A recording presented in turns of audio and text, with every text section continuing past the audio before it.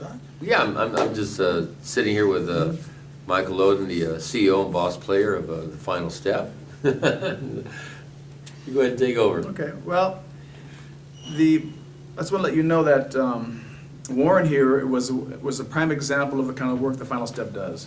He was on crack for 20-something years. Yes. And when I met him, I did not want to know that he did crack for 20 years. My basic question was to find out why he started in the first place. Because something has to drive somebody to do that sort of behavior. And as he stated previously, he said that he felt ashamed of himself, he didn't like himself, and he gave two great examples. Very low self-esteem. Very low self-esteem because of what the caretakers did. You know, the father said he would mount to anything, the mother came in and dropped him off on his knee. Well, the interpretation of those events causes a child to believe he is worthless. And no one teaches a child to handle information like that. So they go on creating a belief system that they're worthless, they don't belong, that I'm not good enough. Yeah. So what I try to do is I try to use the needs-based method to see what needs were never met at a certain time and what emotions that caused. Well, when I showed him my sheet, he basically highlighted the whole sheet because many social emotional needs were never met. Well, as he got older, to hide the emotional pain, what he did was use drugs to numb it. So as he was numbing, guess what? The drugs are going to wear off sooner or later, and he would re-up again. So, but once we got to that point, and I saw that he was uncomfortable, I didn't let up, but I acknowledged the fact that we're getting to the heart of your problem. And I said, once you understand your pain, and once we shrink it, what's going to happen is you're going to be free. Now, we talk about being clean. He mentioned that before, early in the video. I was, like the woman was clean for 23 years. Well, clean to me means this. You're not using drugs, but that thing back here that has caused you to use drugs in the first place is still haunting you and hasn't been dealt with. And I told Warren, I don't want you to be clean, I want you to be free. Yeah. So you can go through life doing your thing without worrying about the past and how it's affecting you. And that's how basically we started. So tell me some of the things that stick out that you learned from me. The biggest thing was not to feel all this guilt and shame that I've been carrying that was unwarranted. Mm-hmm. And I kept, I hid from it, used crack to hide behind my feelings of guilt and shame and less than other people. And it was just a vicious circle, and to this day it amazes me how on our very first meeting you did what all the others, courts, counseling, AA, nothing in 20 years was able to do what you did on our first meeting.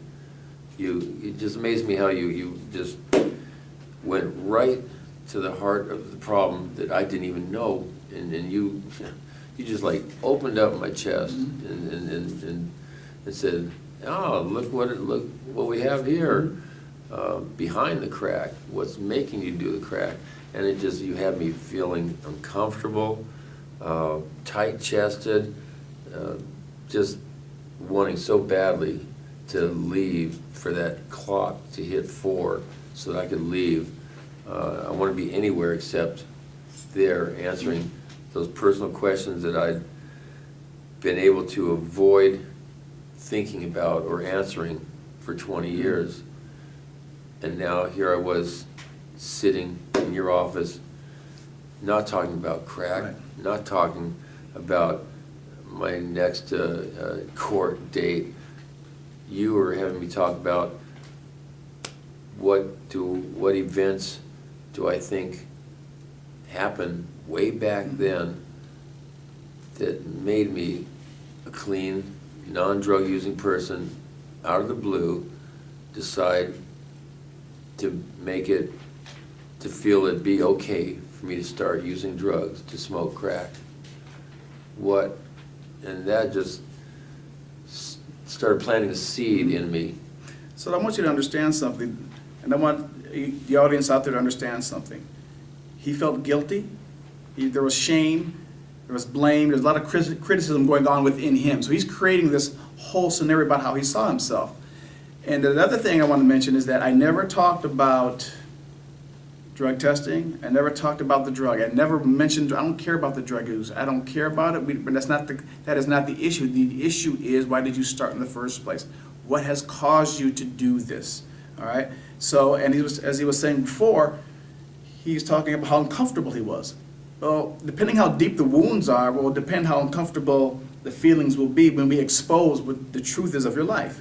So when I expose the needs-based method, and I get up to see what needs were never met at a particular part of his life, that's when we start feeling uncomfortable, we start feeling scared, we start feeling evasive, because we don't want to talk about that, because it's the truth. Because our main caretakers, those are the ones we wanted to love us, to be there for us, to be predictable, to encourage us, to give us all these needs.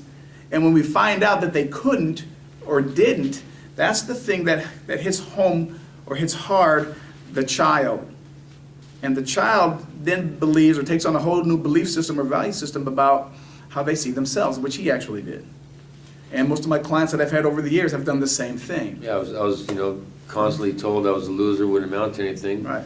So, eventually, as a child, I, accepted the fact that I'm not as good as the others and started playing the role of a loser. Let me ask you this question. When you built up your practice or your plumbing or any job that you did you innately see yourself destroying it when you got to the top?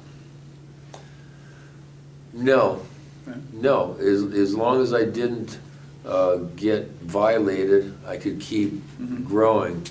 But it was just a matter of time, because I couldn't stay clean for more than 3 days in a row. It was just a matter of time. Some month I would end up giving it dirty, and then everything I've worked for, back down to zero, go back to my cage, get out, start from zero again, just vicious circle, because I wasn't doing anything about the cause of my addiction.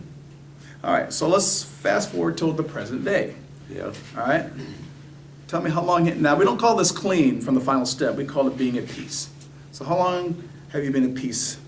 Oh gosh, I'm 59 now, and we met when I was like 52 or 51.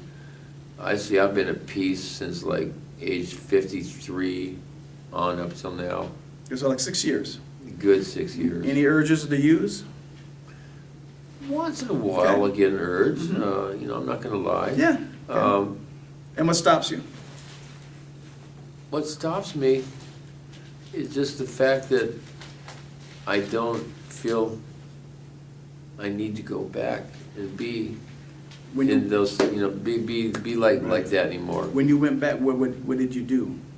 What, Why would you go back, right? When I think back, what I remember is being in courts, being in cages, being told to go to these meetings, just a lot of time-consuming stuff. But mainly, what is it? You don't have to do what anymore? Hide. I don't have to hide. I don't have to. Hide. Yeah. That's the main thing. He doesn't have to hide from the Yeah. emotions anymore. He can look at life as it truly is. If it hurts, it hurts. If it doesn't, it doesn't. You don't have to ignore your world. Yeah, I'm not running or You're not running. hiding. Perfect. Which is exactly what I was doing when I was doing That's drugs. why people use drugs. Running from what made me, want to run and hide and feel less than. Now I feel comfortable with myself. Nice. That's the thing. There it is. My self-esteem has grown. You've helped me rebuild my self-esteem, and so now that I feel better about myself, the better I feel about myself, the less I want to harm myself and do negative things. And now I think ahead. I don't just react for the moment and not think about consequences. And now I stop and think. Okay. And it's just, I'm like you said, I'm just comfortable. I want to acknowledge something you just said. You said, I'm comfortable with myself. I like myself. Therefore, I don't have to Hurt myself. hurt yourself. Yeah. Bottom line. Because that's what I was Okay. doing. I was punishing myself because I didn't like myself. Yes. I liked everybody except myself. Yeah. So I would punish myself, and the quickest way to punish myself is smoke some crack. That's a pretty good, quick way to get put in jail. And life is pretty good as we speak. Oh, yeah. Okay, so this is how the system works. Where if you choose to go to a meeting, go. But if you don't, it's not the end of the world. The whole point is not being clean, it's being free Right. and at peace. Yeah. So all those things that you created in your mind, in your head, and the things that were said to you or weren't said to you that diminished your life, those don't run you anymore. We make sense of them. We have empathy for the caretaker, why they couldn't do it, right? And money. Before, I always thought money was going to solve my problems. Now, I'm content. Whether I have money or not, I'm content with myself. It's not about Nice. having money or not having money. It's just being okay with yourself, Okay. and things is just nice. Good. So what I want to do to conclude this is I want to thank you for showing up. You know, I want to thank you for telling the world of your how you are now, and your journey, and where you are today. So I want to let you know I appreciate that. Well, Any final words? yeah, I'm the one that needs to be thanking you, because you did what nothing else worked for 20 years. You did them so quickly, and it's an honor for me to be here to support you, and I hope others that are seeing this can feel some hope if they're in this kind of situations that I was in, because I was a real tough nut to crack, and he did it. Nice. All right. Thank you, sir. All right.